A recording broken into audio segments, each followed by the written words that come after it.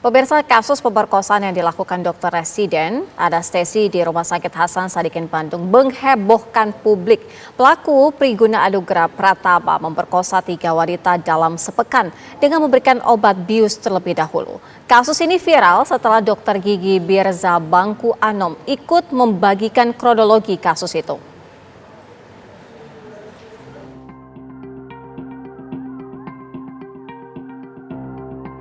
Ya, jadi awalnya ini saya mendapat informasi itu dari salah satu akun Instagram anonim gitu ya. Lalu terus kemudian saya baca beritanya hanya sedikit gitu. Lalu terus kemudian saya ini merasa ini kok kejadian yang maaf ya cukup biadab begitu. Apalagi dilakukan oleh seorang calon dokter spesialis kepada keluarga korban. Ini sangat memprihatinkan. Lalu kemudian saya mencari tahu dari beberapa teman dan ada salah satu informasi yang masuk ke saya itu tentang kronologinya. Saya lihat baca kronologinya dan saya rasa ini harus diinformasikan ke publik agar kasusnya bisa berjalan dengan baik karena ini sangat mencoreng dunia kesehatan Indonesia, khususnya kedokteran di Indonesia.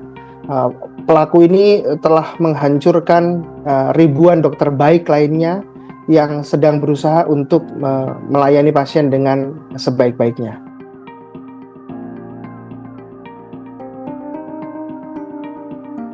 Informasi dari keluarga korban itu sudah 1 bulan yang lalu itu mereka kurang lebih 1 bulan yang lalu mereka itu melaporkan ke polisi atau melakukan upaya hukum. Namun menurut keluarga korban ini belum sesuai dengan apa yang mereka harapkan. Ya tentu karena proses hukum kan tidak bisa instan. Ada penyidikan dan lain sebagainya dan itu masih terus berproses di kepolisian di Polda Jabar. Nah, informasi dari keluarga korban pertama mereka berterima kasih dan yang kedua mereka meminta untuk dibantu dalam artian bukan dari sisi hukum ya karena itu bukan kompetensi atau wilayah saya tapi dibantu untuk agar bisa dikawal tanda kutip supaya ini sesuai dengan apa yang diharapkan oleh keluarga korban.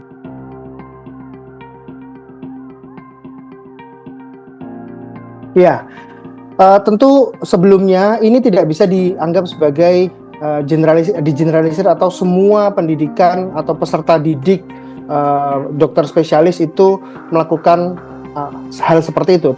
Tentu tidak, lebih banyak yang baik. Tapi kalau ditanya apakah kasus ini adalah kasus yang pertama, kasus yang serupa ini, tidak. Ini banyak kasus-kasus sebelumnya yang sudah terjadi dan memang berakhir tidak ramai di media atau di sosial media, diselesaikan secara internal dan kemudian hilang atau henti begitu saja.